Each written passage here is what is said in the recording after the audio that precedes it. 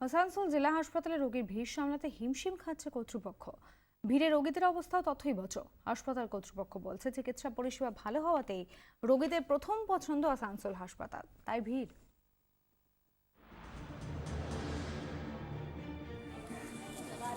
সারাদিনের প্রোগ্রাম, প্রথমে টিকিটের লাইন, টিকিট কেটে ডাক্তার দেখানোর জন্য আবার লাইন, এবার লাইন ওষুধ নেওয়ার।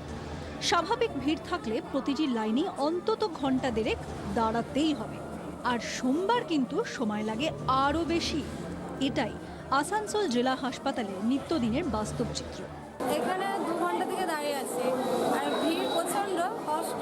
ফ্যানটা বন্ধ আছে তাই এখানে কষ্ট হচ্ছে।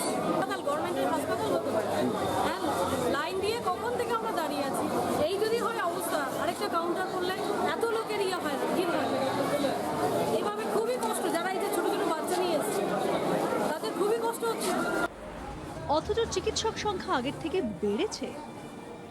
আগে শিশু চিকিৎসক এখন 6, অস্থি চিকিৎসক ছিলেন 1 জন, এখন 3 জন, শল্য চিকিৎসক ছিলেন 2 জন, এখন 3 জন, মেডিসিন বিভাগে ছিলেন 2 জন, এখন 4 জন, স্ত্রীরোগ বিশেষজ্ঞ 2 থেকে বেড়ে হয়েছে 5 জন, চর্মরোগ বিভাগে কেউ ছিলেন না, এখন 2 জন চিকিৎসক।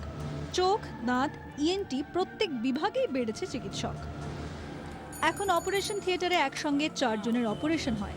বেড়েছে টেকনিশিয়ান, নার্স ও সিস্টারদের সংখ্যা। তাহলে এত ভিড় কেন? হাসপাতাল কর্তৃপক্ষ বলছেন সরকারি হাসপাতালে মানুষের ভরসা বেশি, তাই ভিড়। মানুষ পরিষেবা পাচ্ছে, আসছে, আমরাও আপ্রাণ চেষ্টা করে যাচ্ছি, আমাদের স্টাফ যারা আছে তারাও চেষ্টা করে যাচ্ছে। এলাকাটা তো বড়, আপনি জানেন, ভীষণ বড় এলাকা। আসানসোল কর্পোরেশন এলাকার বাইরেও ধরুন অন্যান্য জেলা, বাঁকুড়া, পুরুলিয়া থেকে আমাদের এখানে পেশেন্ট আসে, ঝাড়খণ্ড থেকে পেশেন্ট আসে, সুতরাং ভিড় তো বাড়বেই। সুপারের আরও দাবি, আসানসোল হাসপাতালে প্রত্যেক দিন 20 জনের বিনা খরচে ডায়ালিসিস হয় প্রায় সব চিকিৎসাই।